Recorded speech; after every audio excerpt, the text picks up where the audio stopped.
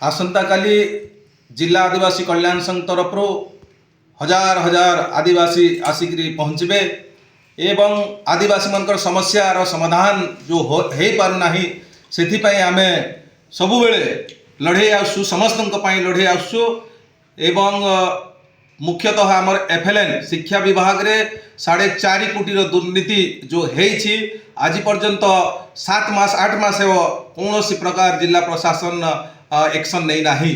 तार सहित forest right रो कथा अच्छे, तार सहित आमर अन्वेषार कथा अच्छे, इलिगाली अपॉइंटमेंट गुड़ाक देछन बाहर 4th ग्रेड एम्प्लॉइज मान को एवं तार सहित 148 जन आरएकेएस रिहाबिलिटेशन स्कीम रे चाकरी पाइबा कथा आमर 2017 रु वर्तमान सुद्धा पेंडिंग अच्छी।